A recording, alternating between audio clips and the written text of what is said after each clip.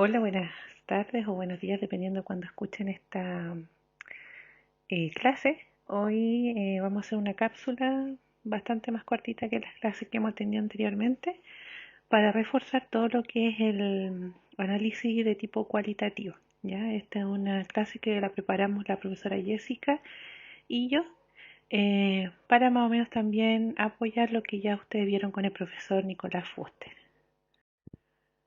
Bueno, primero que todo, para poder, vamos a hacer primero un recordatorio con respecto a lo que es el propósito principal o la acción esencial que tiene el análisis cualitativo, el cual consiste en que nosotros recibimos los datos que no están estructurados y nosotros al analizarlos le damos una estructura, ¿ya?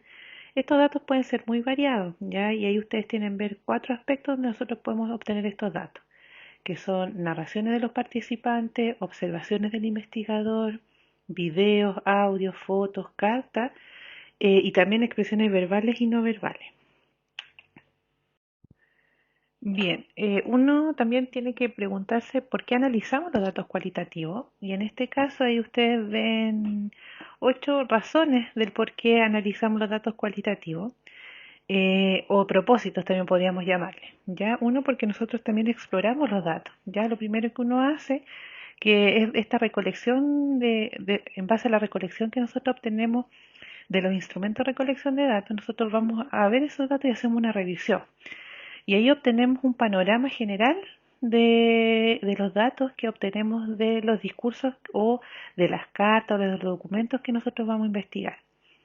Posteriormente también podemos organizar ya estos datos, le damos una estructura, ya como bien decíamos anteriormente, nosotros a esto que no tiene estructura le vamos dando una estructura y le vamos colocando categorías y unidades de análisis, ya. Otro de los propósitos también centrales es que el análisis cualitativo o los datos cualitativos permitan describir experiencias de los participantes según su propia visión de mundo. Ya esto de acuerdo a lo que la persona ve, de acuerdo de su óptica, en su lenguaje y de sus expresiones. ¿Ya? También esto permite descubrir, el análisis permite descubrir conceptos y categoría o temática a la luz del problema de la investigación o del fenómeno que nosotros estamos investigando. ¿Ya?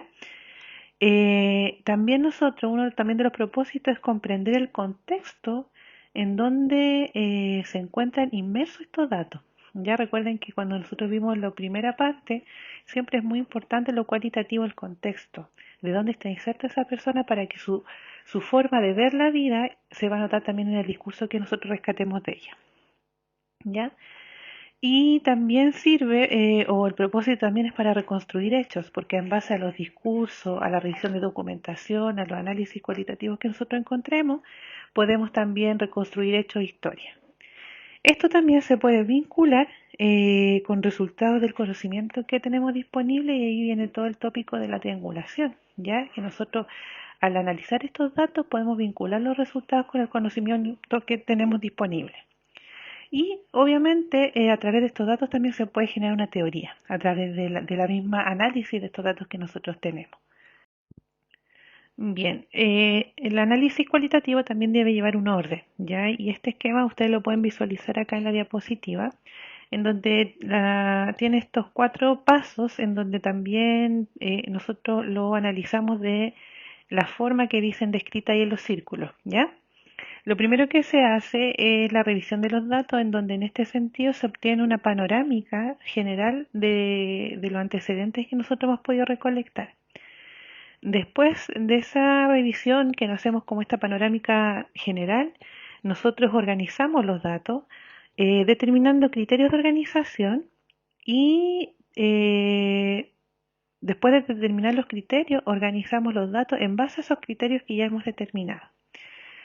Luego se preparan los datos para el análisis, ya en donde en ese momento se tiene que hacer una limpieza de las grabaciones, de los ruidos y también en este sentido se tiene que digitalizar todo, ya la descripción de las entrevistas o la descripción de las imágenes, de los videos que se vayan a analizar. Y también en este aspecto se transcriben todas las entrevistas y los datos verbales que nosotros podamos tener, ya tanto de las bitácoras como de las grabaciones. Y posteriormente se define la unidad de análisis, ¿ya? Y ahí se elige cuál es la unidad de análisis o también se llama unidad de significado. Y esto toda la revisión constante de los datos, ya que tiene que ser una revisión constante y fija. Cuando nosotros hacemos todos estos pasos, obtenemos distintas codificaciones, ¿ya? Tenemos la codificación abierta, ¿ya? Que ahí luego la vamos a explicar en la próxima diapositiva. Posteriormente tenemos una codificación axial y posteriormente podemos hacer una codificación selectiva, ya que ahí la vamos a explicar cada una de ellas en la siguiente diapositiva. Bien, ahora vamos con la codificación abierta. Ya la codificación abierta es un sistema de análisis que se pretende codificar las unidades por una comparación constante entre ellas eh, para poder generar o descubrir categorías y asignarle obviamente un código. ¿Ya? En este sentido, la codificación abierta, uno va definiendo las categorías de acuerdo a los datos recolectados. ¿Ya? Se van observando también en base a los conceptos que como del equipo investigador puedan tener y se le van dando los significados según los datos, ¿ya? Y en este sentido también nosotros seleccionamos segmentos del contenido o unidades de significado o de sentido también le llaman. Ahí ustedes ven en el ejemplo que hay un problema, ¿cierto? Que es cuál es el significado que le otorga a las madres de niños con cáncer al cuidado en el hogar. Tienen el objetivo y la unidad de análisis, como ustedes pueden ver, es la frase o línea y párrafo o el párrafo que nosotros describimos en el discurso, ¿ya? Entonces, más abajo, porque después viene la pregunta iniciadora de cómo se ha sentido, porque es en cierta forma el instrumento de recolección de datos, y ahí viene un ejemplo de unidad de análisis, dice, para mí ha sido estar 24/7, siempre estoy ahí, para él, si se despierta estoy ahí, si le pasa algo estoy ahí siempre, de día y de noche. Esta frase que yo acabo de nombrar es un ejemplo de la unidad de análisis que yo voy a analizar, ¿ya? Y posteriormente a esa unidad de análisis yo le coloco un nombre coloco en la categoría que nosotros le vamos a colocar, que depende del investigador, y en este caso el investigador le colocó la categoría grande, es el cuidado materno permanente.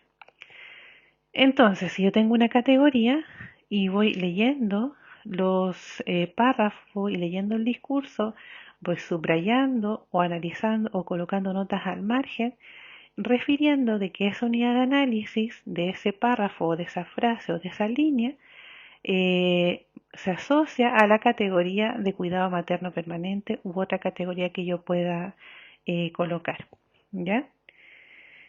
Cuando el proceso se repite, ya es cuando nosotros hablamos de comparación constante, ya por eso la codificación abierta es eso, en donde yo voy dándole nombre a la unidad de análisis, ya y voy comparándolas entre ellas, y es el fenómeno de la comparación constante. En el caso de la codificación axial, esta implica descubrir las categorías más importantes en términos de frecuencia, ya las que se mencionan más, o también las que son más relevantes del fenómeno o del planteamiento del problema. Y estas se agrupan en categorías similares, ¿ya? Por ejemplo, ahí tiene un ejemplo ustedes de qué cuidados tiene usted en la casa a realizar con su hijo. Y ahí tiene un ejemplo de unidad de análisis que dice, una de las cosas más importantes es la higiene, porque ellos deben estar en ambientes limpios. Después dice, otra persona dice, para evitar que se enferme, limpio todo con cloro. Tengo sus cosas en una caja aparte.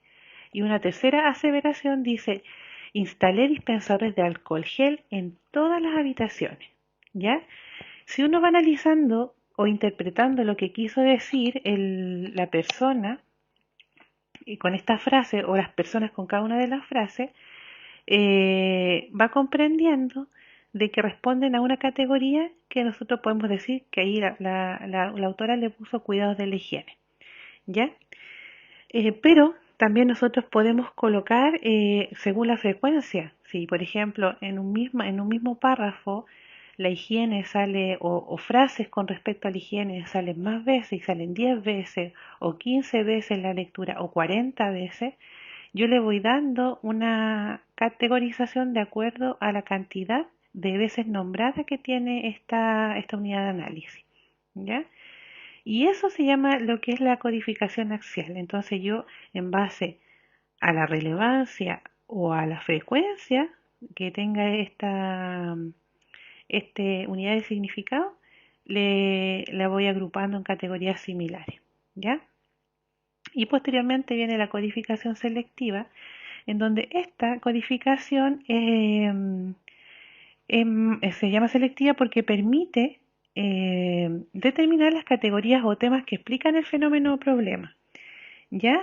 Y en este sentido favorece mucho también a la generación de hipótesis, ¿ya? O a la generación de explicaciones o una teoría resultante, ¿ya? Y en este caso, la codificación selectiva permite, en el ejemplo anterior, que todos estos aspectos, el cuidado permanente, cuidado de la alimentación, cuidado de la higiene, red de apoyo en oncología, valores y creencias, según el ejemplo, le voy dando la interpretación, ya la voy agrupando en esas categorías, en donde yo voy seleccionando y determinando estas categorías y que me van dando o dando respuesta al fenómeno que estudiar, que en este caso era la primera pregunta que vimos en la diapositiva anterior, ¿ya?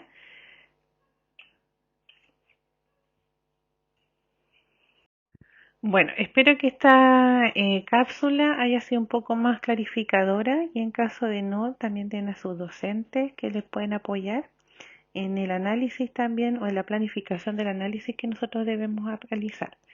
Pueden optar por el tipo de análisis que indicó el profesor Nicolás Fuster o también por este tipo de análisis que son bastante parecidos, solamente difieren un poquito en los nombres y en los autores a quienes se adosan cada tipo de análisis.